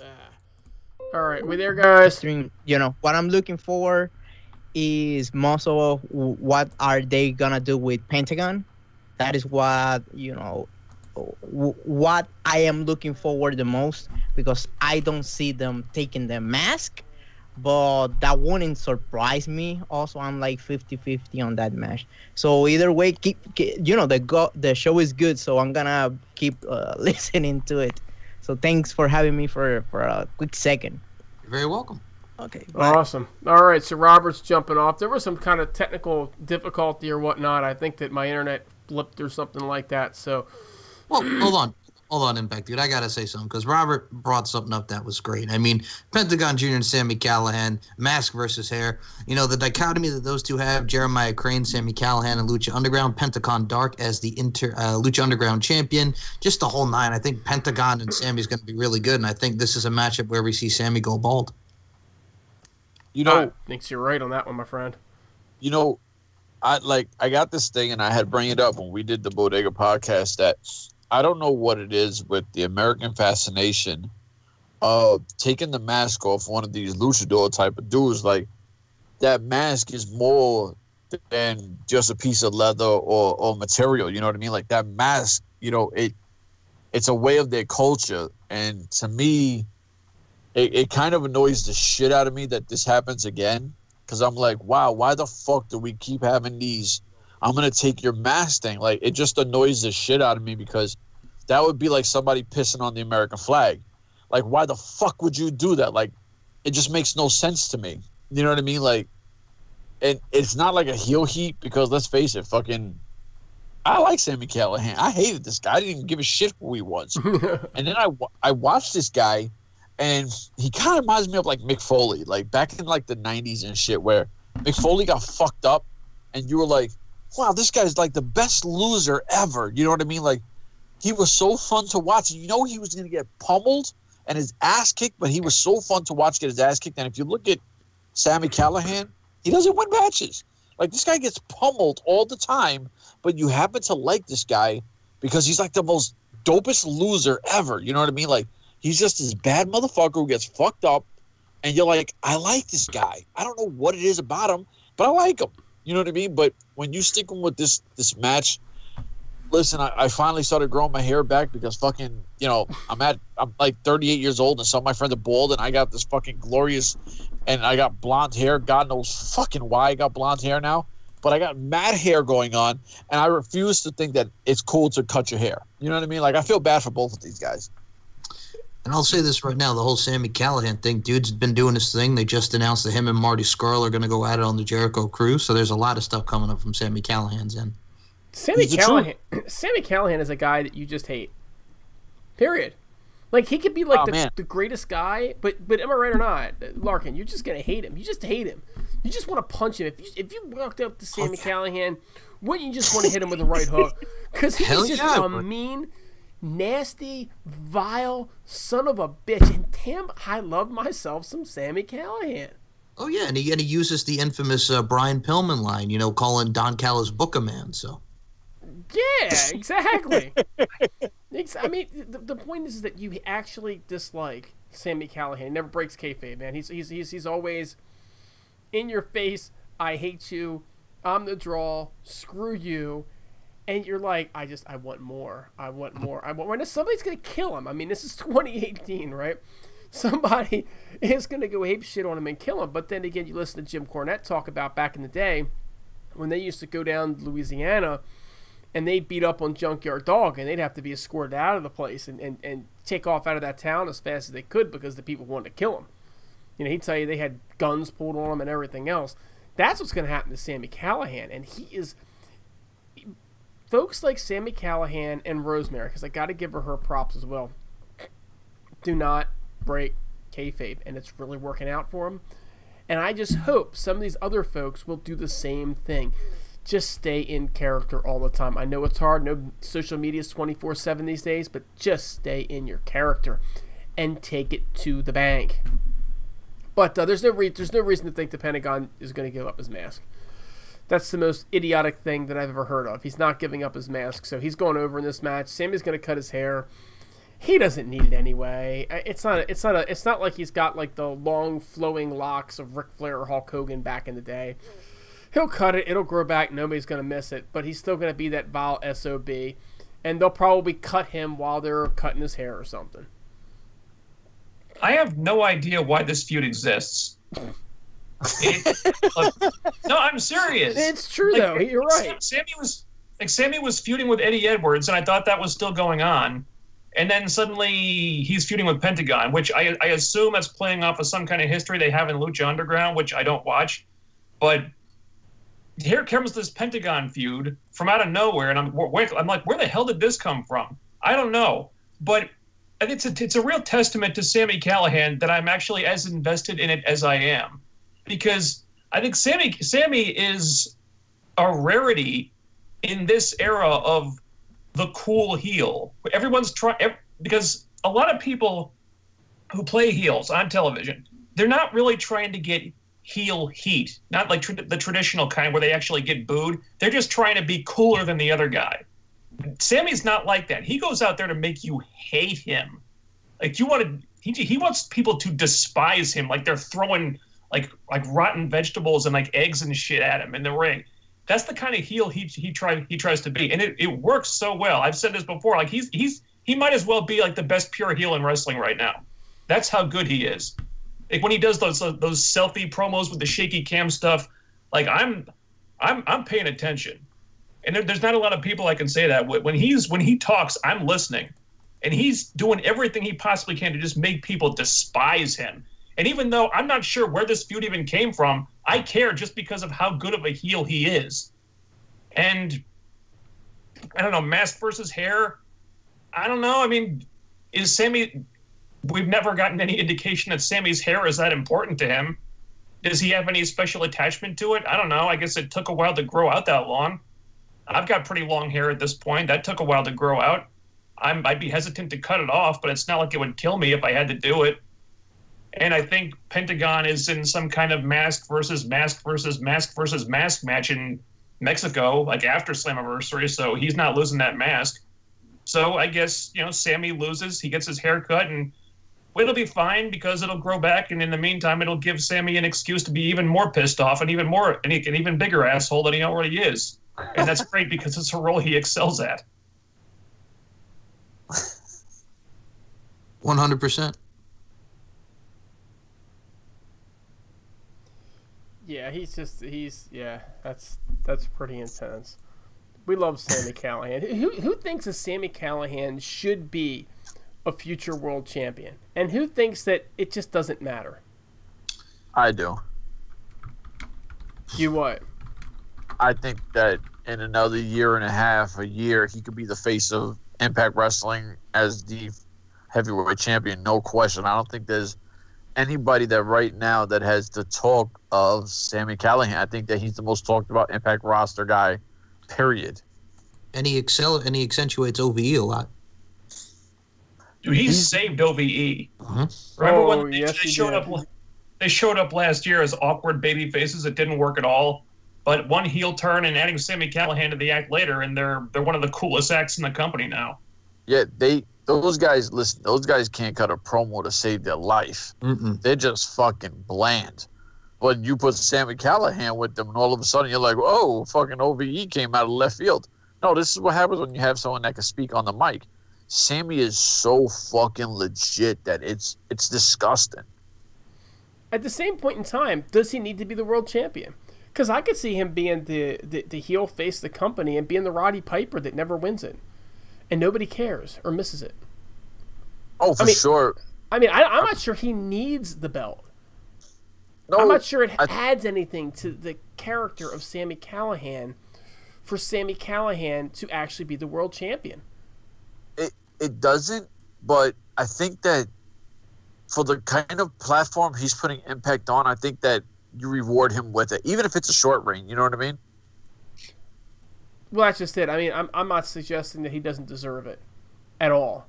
I'm simply questioning whether they can get the same effect and he can make the same money without it, and give it to people that maybe need it, like Moose. Moose needs the belt a little bit more than Sami Callihan ever will. Yeah, and I think that the way you described it as Roddy Piper, I think that it dude, that's right up his alley. He could fit that role to a T. So all right. So that's good on that one, right? I'm gonna switch gears here and go back and the 4-way. Okay, this is the show. This is probably what's gonna open the show in my opinion, right? Fenix, Johnny Impact, Rich Swann, and Ishimori. I'm going to look at this match, and I'm going to say flat out, this is just going to be a fun match, and I don't really care who wins. In terms of who I actually think is going to win, I think that's questionable. I think all four of these guys could use the win. Ishimori, having been over in New Japan, is very intriguing. I don't know if he's still doing work over there or not, but that's very intriguing. I think Rich Swann has made an impact in the show the little bit he's been in there so far. Johnny coming back should be ready for a pretty big run. And Fenix hasn't really gotten the props that he deserves. I'm going to say that Johnny Impact returns and gets the win, but honest to God, I can see the other three winning just as easily. Yeah. I mean, to be honest with you, I think all four of these guys are really exciting. I think that if Tajiri Ishimori can come in rocking the Bone Soldier Bullet Club thing, I think that'd be pretty fucking cool because, you know, you kind of had Cody come in and reference it and wear the sweater or whatever, but he's the Bone Soldier. But I think Johnny Morrison or Mundo, whatever anybody wants to call this guy, Johnny Impact, whatever, it's cool. I think he does need it more. And to be honest with you, I think he's more legit than all the rest of them. But you have four dudes that can go. So I'm going to kind of do like what I said with the LAX thing. I think the fans win on this one because I think it's going to be high-flying, a lot of spots. I think it's going to be just absolutely epic. And whoever wants to just go in and say, I'm fucking right, wrong, I don't care. Now, FK9, you know, I'm looking at the chat window right now. We got our good buddy, the Chris Steele Show's asking, should this match have stakes? And that's a really good question. Why would they not give the winner of this match an X Division title shot? I think they ought to have something on the line. The fact that they don't just makes it feel kind of thrown together, which, let's be honest, it is. So I think the story here is probably going to be the return of Johnny Impact. And yeah, that being the case, considering he's been out for a while doing other stuff, and now he's coming back and kind of needs to be reestablished, hopefully as a heel, I think you got to give him the win here. Although, considering the way Rich Swann has been performing in his first couple appearances, I'm kind of rooting for him, to be honest with you. Only if he sings all night long on the way to the ring. Oh, yeah. That was just awesome. Yeah, he's been involved in some of the best matches we've seen on this show this year. And he's only been there a couple times, for a couple weeks. I mean, I saw this guy in WWE. And I always thought he was really good. But since he's been in Impact, this guy's got a fire lit under him. I mean, he seems really, really dead set on showing that they made a mistake to get rid of him. And yeah, I know there was extenuating circumstances here, but yeah, that's in the past now. But this guy is earning his paycheck and then some. So I'm rooting for him. I think it makes the most sense to give the win to Johnny Impact to reestablish him. But I hope they give Rich Swann a good showing here and just let him make a case for himself and saying, yeah, don't forget about me because I'm not going away. And just I really hope they got something good for that guy because he's been really turning it up to 11 since he's been there. Whew. All right. High Octane Aerial Assault. All four men. It's going to be a great match. Rich Swann, former WWE Cruiserweight Champ, CZ Dub, the whole nine. I love him. Taiji Ishimori, another tremendous competitor. Fenix, Lucha Underground side of things. Then you got the returning Johnny Impact. So all four are going to deliver, and it's going to be an exciting matchup. But in this particular case, I got to go with Rich Swann all night long. Can you handle this? Whatever you want to say. And don't forget also Johnny Impact, Congo Kong. They got some unfinished business. I think we're going to get a Johnny Impact, Congo Kong rehash on that feud. That would be awesome. Now, Larkin. Yes. We go from that match, which should just be off the rails. Let's talk about Matt Sidell versus Brian Cage for the Impact X Division Championship. Now, Cage has been on a roll, as you know, but Matt Sidell's also been on a roll. Larkin, do you see Cage beating Matt Sidell and becoming the Impact X Division Champion? Yes, I do. And I'm going to say this right now, man. You got a great dichotomy between Lucha Underground and Impact. On the Lucha Underground side of things, you got Pentagon Jr., Pentagon Dark, whatever you want to call him, going against Brian Cage. We got that Lucha Underground Championship matchup coming into fruition on this upcoming episode. Then you see on the other side of the spectrum, we got Matt Sidell, we got Brian Cage. Dude, for his size, he's doing moonsaults, he's doing this, he's doing that. Him and Congo Kong had an excellent matchup, but I think it's his time, and they're really pushing and are very high on Mr. Brian Cage, Mr. Get Your Shit In, if you will. So in this particular scenario, I'm going Brian Cage, X Division champ, new. And who's his first title defense against? Man, I got to tell you what, man. If you can have no weight limits, no limits at all in the X Division, love to see Congo Kong get up in there, man. That 400-pound Hurricane Rana. They could probably do something different. I mean, Samoa Joe was the X Division champion, so why not with the big men? And if this was X Division champion as well. There you go. Yep, there you are. FK9, my friend. Brian Cage and Matt Sidell. You know, I don't want to dismiss Matt Sidell because I think he's been doing really well. I think he's cut some of the better promos that he's cut recently.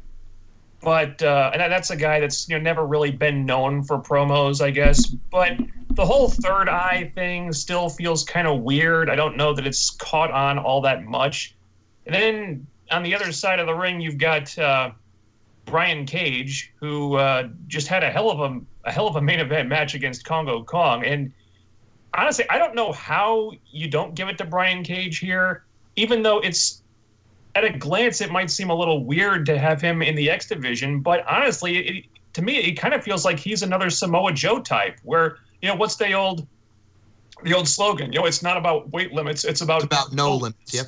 Yeah, and in the past they've used that to kind of shit on the division, where they put the belt on some people who didn't really belong in there. But hey, it's not about weight limits, right? Right. So that means we can just put the belt on anybody. Yeah, but they got to be able to work a certain style. Samoa Joe was the X Division champion, and it worked because he could work that style.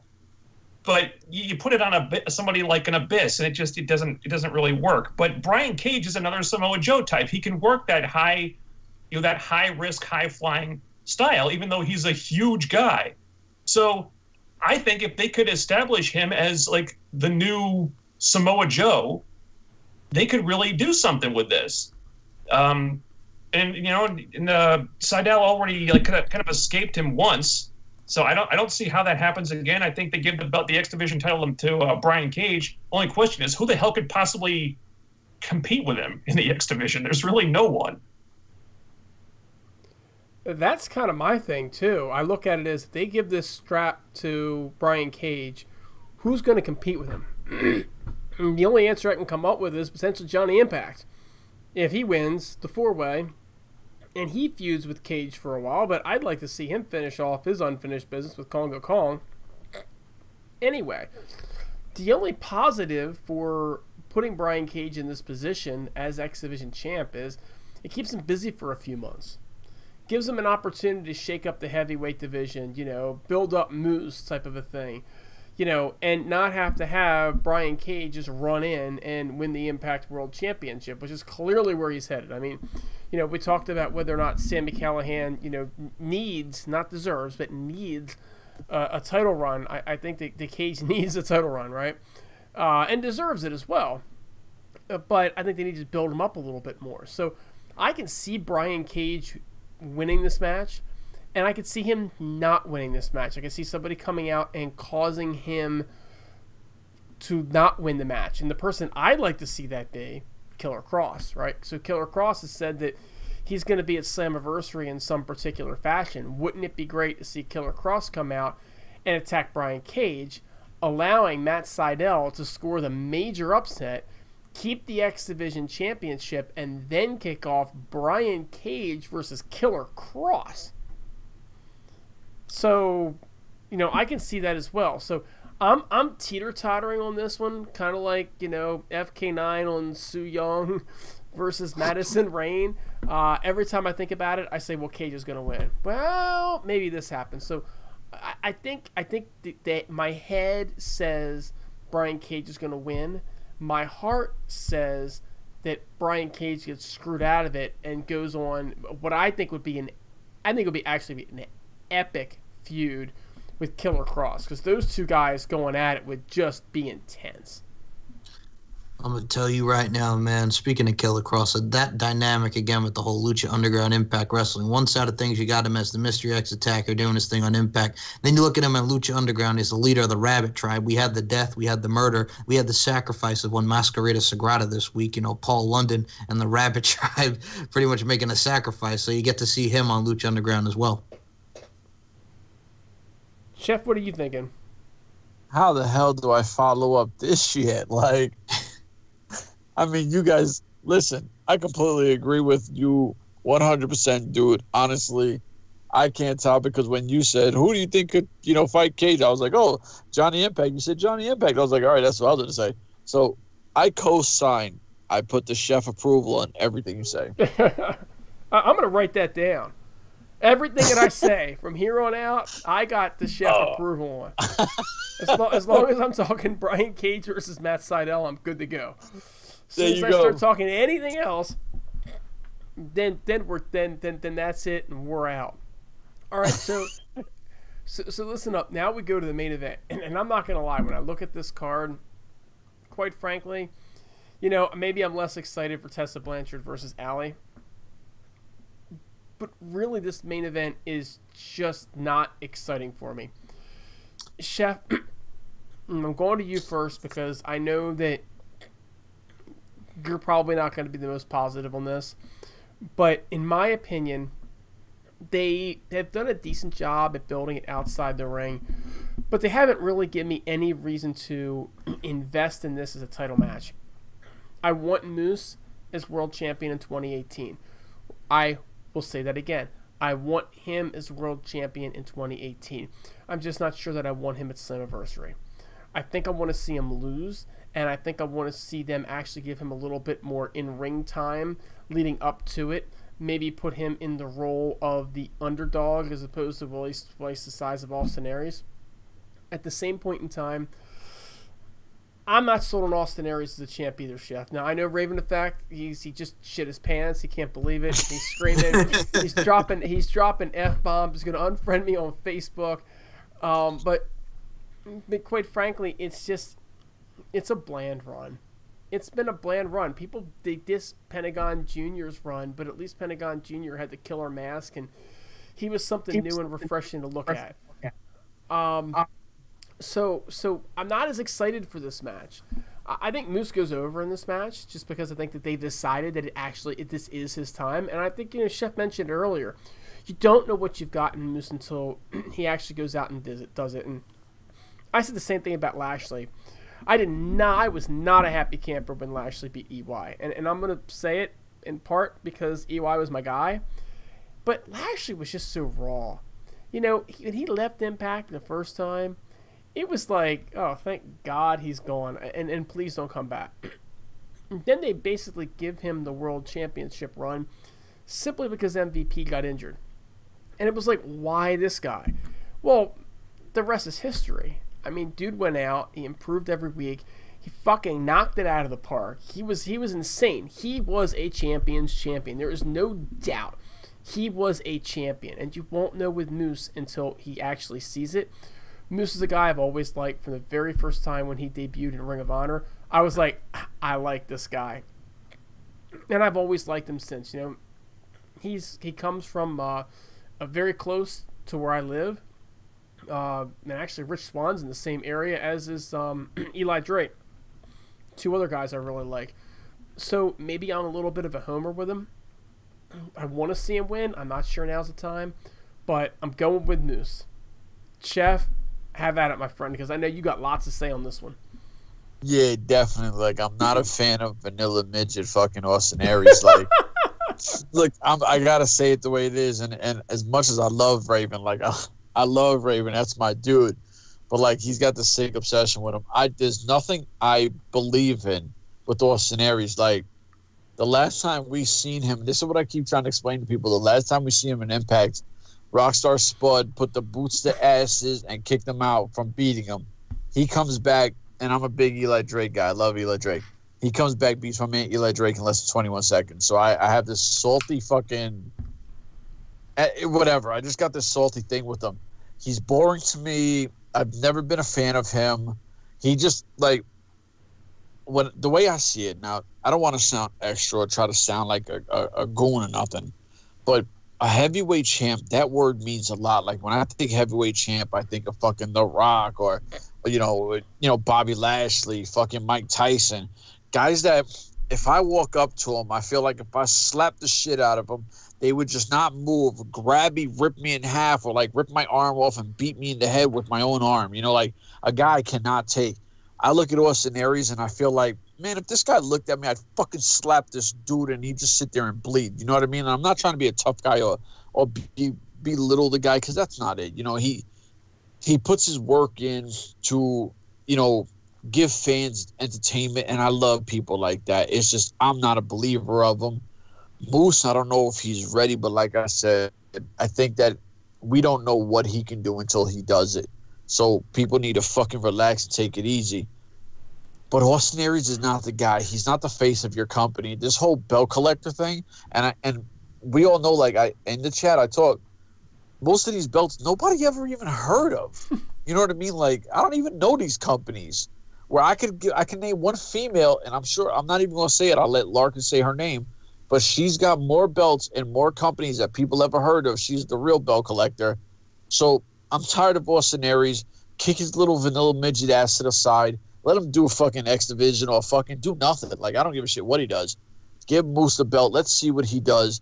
This is a big dude who earned his stripes. I hate the fact that he coined himself Mr. Impact Wrestling, but he loves the shit. You know what I mean? Like, he wants to be the face of Impact, where a lot of other people use Impact as a ladder to get to the E. This guy, he's trying to be everything they need to keep moving up, you know, to move the needle. So give him the belt. Let's see what he can do. Listen, Austin Aries' numbers as a champ is trash. It's trash. Now, my man Robert did a great job of saying what he said, but Austin Aries hasn't done a fucking thing. So let's move aside, get out of the way. Let's have Moose come in, put the belt on a real looking champ, and let's see what he could do. Your time is over, Austin Aries. Go take a banana, get your vitamin C or D or whatever it does. Go be a vegan and fucking eat grass or something. I'm done with you. Okay. You did get called out. You did get called out, Larkin. Well, the woman that Chef was referring to, her name is Viper, a tremendous athlete, tremendous competitor out of the UK. Man, I got to say this right now. It's probably one of the most underwhelming main events as far as Slammiversary goes, the Aries and Moose. I'm really looking forward to LAX and the OGs. I think that'll deliver because incarnations of both LAXs, and I think that's just a great 51-50 street fight. Aries and Moose, I mean, the whole Mr. Impact moniker kind of annoys me because the dude's been there for like 2 years, but I understand he's very passionate. I mean, I've seen Moose ever since the days in Ring of Honor when he was being managed by the guy by the name of Stokely Hathaway, feuding with a guy like Donovan Dijak, who's on the NXT brand now. And, man, all I got to say is I know Moose wants it, and I definitely want to see him beat Austin Aries. Austin Aries, I remember watching him beat Samoa Joe in Ring of Honor for that Ring of Honor World's Heavyweight Championship. They're both great athletes, but the thing with Austin Aries is the dude's a pain in the ass. The dude's like CM Punk. They're both kind of like one and the same if you actually think about it with their personalities and how, you know, they depict themselves out in public. But god dang, I got to pick Moose to win it here. New Impact World Champion. Got to go with the Moose.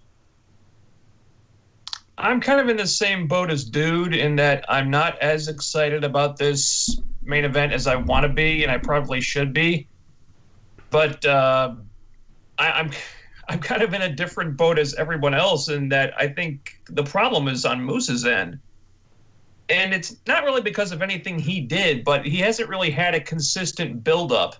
There was the whole business with American Top Team that I think did a lot more harm than good to Moose. And then he was kind of aimless for a little while until suddenly, he's suddenly challenging for the World Championship at Slammiversary. And there hasn't been like a steady progression there. It's kind of been, they kind of gone back and forth with how hard they wanted to push him. And now, love it or hate it, he's in this spot. And then they've been trying hard to make it work, but every time they do these segments like the press conference or these interviews that they did or those mini documentary style features on both guys, I mean, every time they do one of these, Austin Aries consistently comes out looking better, looking like the bigger star, looking like making a better case for himself. And he's the better talker. He's obviously going to come off better in that environment, but they haven't done enough work to really sell me on Moose to make me think this guy is ready. It's his time. Every time they do it, Aries just comes off looking better. And I'd like to see Moose win the title in the not too distant future. I just don't think now is the right time. I think they could do more to build him up first. So I'd like to see Aries come out of this with the belt, like squeak by with it somehow. But set up a rematch down the road, maybe at Bound for Glory, where Moose finally gets the big win. But like I said, I'd like to see him get it. I just don't think now is the time to do it because I think they could do a lot more to get him ready for it beforehand. So there we have it. We have actually done predictions on every single match. Now, Larkin, you joined us late, right? Mm-hmm. I think you joined with Eddie and Tommy, right? I joined with Tessa and Allie. Tessa and Allie. Okay, so we backed up. So you've predicted Tessa and Allie? Yeah. Are there Tessa. any matches that you haven't, and LAX versus the Old Guard? Did you predict that one? Man, let me tell you something right now. Like I mentioned there, I'm looking forward to that match. Kingston is a tremendous athlete and just an overall great promo guy. You got Conan, the legend. You got Homicide. You got Hernandez. You got Santana. You got Ortiz. Man, for this one, I could see it going one or two ways. Personally, my pick in this one, I got to go with the young blood. I got to go with Santana and Ortiz. Because I got to say this right now, I think that they're just going to keep on going on to dominance. But the other side I could think of this is, man, something happens, and then we get the OGs getting the win, and then we get LAX versus the OGs for the tag team championship, and you have the new LAX, Santana and Ortiz, go over on that front. But, man, in this one, I got to go with the young blood in this one. So either way, we're all winners in this particular matchup, this particular tag team showcase. Excellent. Larkin, yes. You know what I feel like doing right now because you just went against my pick? I feel like fucking taking a bag, putting it over your head, and throwing you in my trunk. Like, what are you doing going against the OGs? We talk. You're my homie. How could you go against the OGs? I really feel like taking that drive down to your crib, throwing the bag over your head, and throwing you in my trunk to teach you a lesson, brother. No, Chef, my brother, I got to say this. I know you're really hot on the whole Eddie Kingston with the OGs, but, man, the young blood, man. You got Santana and Ortiz. You got to go over the veterans, the wily veterans of Homicide and Hernandez. I'm sorry, man, but I got to go with the new blood in this. But I could definitely see the OGs winning. Personally, both sides of the fence, I'm happy. I'm down with them both. But, man, the young blood, the new game, it's taken over. Oh, man, this guy was cool. Dude, this guy was cool before you said that. My bad, I cut you off, but he was really cool before he made that prediction. I mean, and now it is what it is. That's it. That's it. You're out. You're out, Larkin. It's all over.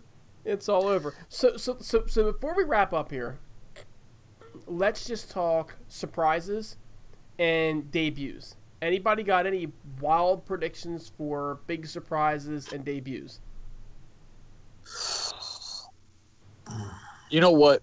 I want to say Jericho, right? But I don't think he comes out for Slammiversary. I think he's coming out for BFG. I don't think they're going to pay for Jericho without announcing him.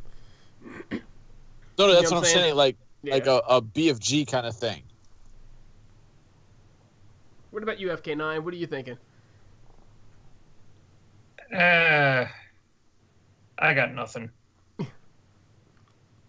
Got to go with a Rise talent. Add some more to the knockouts. She just fought Tessa Blanchard for that championship. I got to go with Mercedes Martinez. Wait, is she the one you think those vignettes have been about? No, that's probably, I'm going to make a guess on that. That's probably going to be former Women of Honor competitor Miss Scarlett Bordeaux. That's who I think that is. Yeah. That seems to be the popular guess. I think she might show up. But I got if there's any surprises, I think we might see her.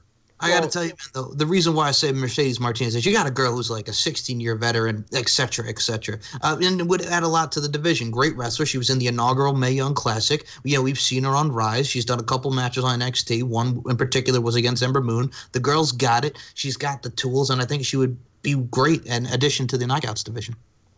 So the way I look at it, Scarlett did a photo shoot in Nashville a while back, right? And then was like, they were all tweeting the thanks or whatnot for the Impact. So she did a photo shoot. They was clearly from a photo shoot. It looks like her. It smells like her. And don't we just all want that to be Scarlett Bordeaux? I know I do. Well, I'll say this right now, Impact dude, and I apologize for cutting you off, sir, but man, you had Saraya Knight and Su Yung at a killer and false Canero match at Rise. Wouldn't it be something if you want to see Saraya Knight in the Knockouts division? That's a legend right there. The whole UK family, the Knight family in itself, the wrestling pedigree that you see there, that's another nice addition to the Knockouts division. Hold up, Larkin. Yeah, bro. Do you not think that if they did it right, and I know it's not going to be her, but wouldn't you love to see Kaylee Ray join the Impact fucking roster? I have to do it. I'm sorry, but I have to do it. Chef, man, I'm still salty that they never signed her out of British Boot Camp 2. All right, I'm forever salty about that. Man, or Shanna. Don't forget Shanna. Man, we talk about this a lot in the chat. I've never loved FK9 more than I do right now. You know what I mean? Like, I am such a listen. Kaylee Ray is to me and I'm biased as shit, so don't take anything I say for fucking a grain of salt. But I always say, to me, Kaylee Ray is the best female wrestler I've ever seen. I don't know what it is. I'm a serious marks. Her fucking music hits, and I'm like, I'm about to watch the greatest thing I've ever seen. Right. I gotta say, I do really like Ivelisse. If they're gonna add somebody, I think she's one hell of a wrestler. And I'm gonna say this. I'm gonna say this, Chef. My issue with Kaylee Ray is real simple. I need my knockouts, and I have to say knockouts because otherwise I would have to say Grado too. I need them to speak English, right? I have no idea what the fuck she is saying. She does speak English. What are you talking about? Her English sounds like gibberish, man. When she was on British Boot Camp, her English was like just like Grado English. It's like I'm laughing. I don't know if I'm laughing at you or with you when you talk. Oh, come on, man. She speaks very clearly. Grado, I Impact, can't understand what the fuck he was saying. It's a 3-on-1 right here, man. What the hell? Yeah. About? You know, yeah, hey, I got 3 holes, man. I'm good. Y'all figure out where they are. Listen, the way I see it, this is the God honest truth, is I have this thing for European accents. It's this sick fucking fascination I have. When she speaks, I'm like, oh my God, she's fucking hot. When Grado speaks, now remind you, I'm a big ICW guy. Right? I've literally seen Grado kick a promo towards Bram where Bram looked like, what the fuck did he just say? There's a big difference between Grado and Kaylee Ray, bro. That was like... Dude, we've all seen that one. That was hysterical. That promo was... I'm just saying. That's my only issue with Kaylee Ray, right? Is very, very, very thick accent. At least British Boot Camp. All right. In fact, let me add on what Chef has to say. Man, Kaylee Ray, girls great in the UK, ICW, in the inaugural Mae Young Classic. Same with Viper. You know, those girls are going to be doing their thing for Ring of Honor August 16th. Joe Hendry, who is now in the Impact roster, is going to be on that show as well. So you have a nice inclination of the whole UK division there, man. It's a hotbed. The international market's a hotbed. We got to see more of them in the Impact Wrestling side of things because right now you just got Grado and Joe Hendry. Adding someone like Kaylee Ray to the knockouts, bam. I agree, but don't forget Winner. Yeah. Okay. Well, Winner. I'm sorry. Katarina, if you want to. You're right. You're right. Yeah, no, absolutely. You're absolutely right. No, and I agree with that. And by the way, the Olsen twins, or what the hell are their names again? It's in the first place. Casey. It's Casey Owens and Leah and Casey. Yeah, they were fantastic. I like those two as well. Well, the Blossom twins were there for a little bit. Blossom twins. Whoa! The Blossom twins, dude. They're nothing like the Owens twins. Like I know that's true. You're right. Take it easy, bro. Like, you know, I'm trying to keep this Impact. You know, I'm a big fucking ICW mark. I'm not trying to get into this, but the Owens twins and Casey Owens doing a lot of beautiful work. She's an amazing talent. It is what it is. Kaylee Ray, though, but I'm a big Ivelisse mark. You know what, dude? You're killing me here because I'm ready to be like one of those juggler dudes that just keeps juggling and is like, yo, who do I like? Who do I like? Who do I like? Well, Chef's also got a point with the Ivelisse thing as well, because remember back in the day we had Salinas, Michelle Martinez as a part of LAX. Make her like the new Salinas kind of deal. Oh, yeah, because LAX has Diamante. They need a girl. And then Ivelisse and Diamante. Bam. Oh, my God. I'm ready to start doing like the fucking the Jeff Jarrett when he does the little fucking woo. You know what I mean? Like, yes. Unbelievable. You guys are killing me. Oh, man. All right, so... We talked some knockouts. Do you think there could possibly be any men that are debuting? I think TNA dude gets involved. And he joins dude, man. TNA dude died. Oh shit, he's dead? Oh yeah, the fucker took one up the ass. He said the wrong thing on the Heelcast one time. They all sat around. They gangbanged him. Next thing you know, that was the end of him. Oh man, my man TNA dude is dead. Raven Effect stuck his dick through his ear. Right into his head, fucking took him out. He said, "Can you hear me now?" I know. So next time somebody calls Raven Effect a prick, TNA dude can tell you it's actually true. All right. Oh, straight through the son of a bitch's skull. But Impact dude is here. He's a lot. Okay. Taken, unfortunately. So, listen, I got Impact dude doing a run-in and hitting fucking Cage with the fucking X Division belt. That's what I got. And then what happens? And Impact then, dude dies unfortunately, fucking Cage, kills my boy. Oh, shit. Can we change that to Raven Effect instead? Or Jorge or Hurls? How about Hurls? How do we sacrifice Hurls? Well, I'll fucking easily. Hurls. Listen, I got Hurls fucking backstage getting hit by or getting sodomized by fucking Decay. There we go. He didn't like that, though. Well, I was going to say if Hurls was here, he'd probably say Enzo Amore to make the debut at Slammiversary. But Quit that shit. Quit that shit now. I don't want to hear Enzo with Impact. I know. Just letting it say. But I got to say, as far as, man, you know what I'd love to see? Add someone to the X Division. You got Son of Havoc, the former Matt Kross. He'd be another one. There's that Impact Lucha Underground tie-in once more. As far as Hurls is concerned, right, it's not a heel cast if we don't mention that Hurls would say that Donovan Dijak was going to show up in Slammiversary. We cannot do this show and mention Hurls without bringing up Donovan fucking Dijak. Well, I did He's signing. Donovan Dijak is coming to Slammiversary because I saw it on Facebook. Well, there was a reason why I didn't mention Moose and Donovan Dijak in Ring of Honor, and then, oh, by the way, Donovan Dijak's in NXT, so... Absolutely. I know, but you never know. He might show up anyway. Papaya does mention, what about Chandler Park returning? I could see Chandler Park returning. I just don't know if they put him in that role at Slammiversary. No. I'm putting my foot down. No. I got no problem with All Ego Ethan Page, man. Chandler Park. I've seen his work on the Indies, but the dude only worked like 2 matches, and then Dunzo. I mean, we saw John Bolin there. He's training the guys up in Cali. We saw him a part of the whole Global Forge thing, and then we get killed by Congo Kong. But no.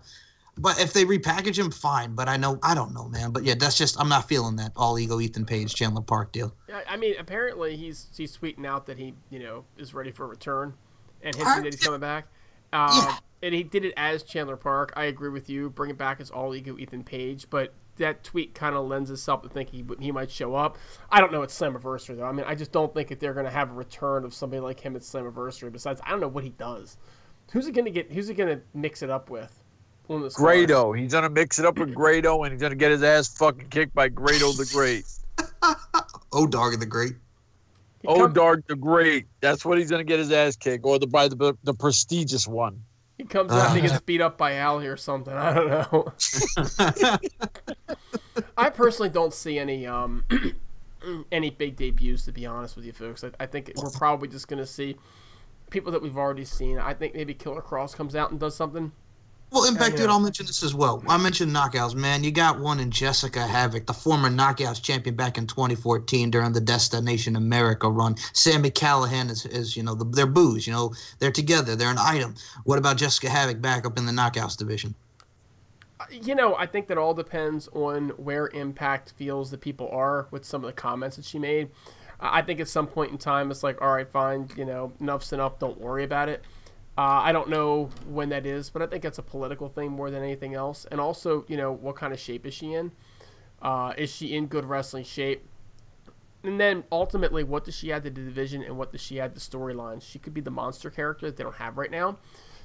Particularly, they're down a couple of people. Sienna just left, right? Rosemary's out. So she could try to be a monster in that division. Personally, if she debuted, I would debut her with Sami, because I don't know that she really fits in anywhere else on the card. And I think that would be a natural place for her to fit in, right? And then maybe they could bring in one of your friends, actually, there, Larkin, to help Pentagon on the opposite side. Do you want to go ahead and plug your interview? Oh, man. Are we talking about Knockouts-wise, right? Yeah. I'm hinting Pentagon Jr. Oh, man. Yeah, I'm talking like about MLW, brother. There we go. There you go. Now you got it. All right, yeah. Okay, I had a brain fart. My apologies. Yeah, check out S&M Show Podcast and on the Impact Bodega Podcast, baby. Yeah. And by the way, if you guys want to see interviews, like Larkin interviews like 5 people a week, it's insane. He just interviews people over and frickin' over again. But like different people. I'm on the grind. People. He is on the grind. He is the hardest working guy in all of podcasting business, at least as far as we're concerned here. So check that out. Chef, why don't you go ahead and plug the Bodega Podcast? Oh, man, you can check us out at the Impact Bodega Podcast on YouTube. You can check us on Facebook, Bodega Podcast, or you can check us out on Instagram at Bodega Podcast. And I think it's at Bodega Podcast on Twitter. I'm not sure. Yep. Listen, if I'm fucked up, just hit me up. I've been drinking this fucking local nut Captain fucking Morgan all night. I'm not lying to you. I'm feeling really right now. The only way I do a podcast is when I sit in the crib and I get my buzz on. So I'm kind of happy right now. Listen, holla at me, Bodega Podcast. But I'm going to tell you now, Heelcast Nation, it's always family. I'm always Heelcast. It's where I started. This is where I'm going to fucking finish. And, of course, going to my man FK9. Plugs, my friend.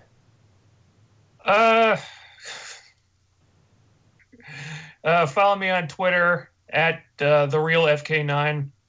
Also, I have another YouTube channel, Thorias Unlimited. That's THORIAS Unlimited. It's not wrestling related, but I talk about other stuff. I roast terrible episodes of television. I'm tearing Supergirl a new asshole currently. Not literally, of course. I'm just roasting the episodes. But I have a lot of fun doing that, so check that out. And then, of course, that's it. All right, and of course, as far as the Heelcast is concerned, we got to do a recap show. So we're going to try something new. We're going to try something different. We're going to record live directly after Slammiversary. Try to do a quick recap show. We'll have people coming and going, depending on your time zone. Some of us may have to go to bed. Some of us might want to keep the party started. So check us out after Slammiversary. Folks, it has been an absolute blast. On behalf of my good buddy Chef, FK9, Larkin, and of course Robert Does Wrestling. Robert, thanks for joining us tonight, my friend. And everybody that's a part of the Heelcast, I'm Impact Dude saying have a great week, and we'll check you next time.